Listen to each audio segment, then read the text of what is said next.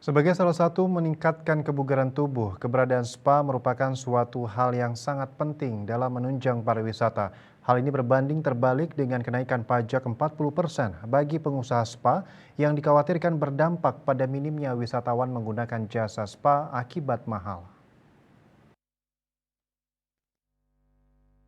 Seperti diketahui beberapa waktu lalu, para pelaku usaha spa di Bali bereaksi terhadap kenaikan pajak barang dan jasa tertentu (PJBT) yang sebelumnya 15% menjadi 40% dan maksimal 75%.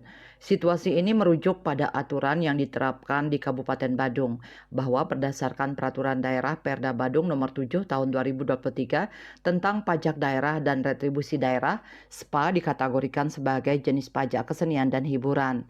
Dalam aturan tersebut, pajak hiburan masuk dalam klasifikasi objek pajak jasa dan barang tertentu (PBJT) bersama pajak jasa perhotelan, makanan, minuman, listrik, dan parkir. Menyikapi hal tersebut, praktisi pariwisata Bagus Sudibya mengungkapkan kebijakan yang dibuat semestinya dibahas terlebih dahulu kepada para stakeholder, terutama bagi pelaku usaha yang akan menjalankan kebijakan tersebut.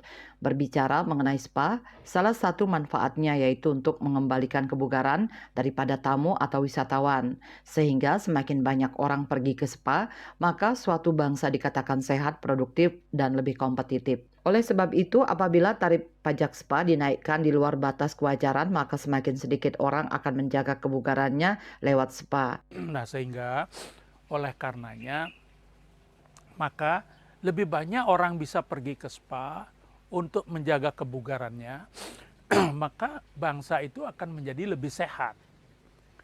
Tatkala bangsa itu sehat, berarti manusia itu produktif.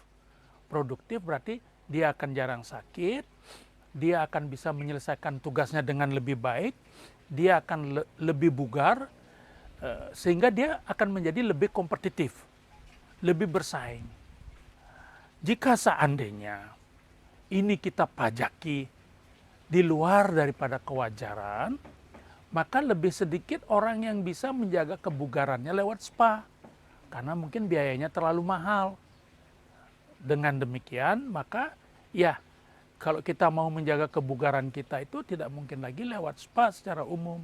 Hanya manusia-manusia tertentu saja yang secara ekonomis mampu membiayai dirinya, itu saja yang bisa pergi ke spa untuk menjaga kebugarannya.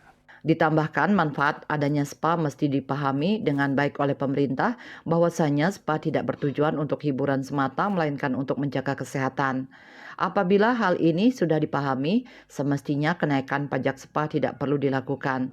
Jika dibandingkan dengan negara di ASEAN, justru tarif spa relatif murah, sehingga semakin banyak wisatawan yang akan pergi ke spa dengan harga yang terjangkau. Andika, Bali TV.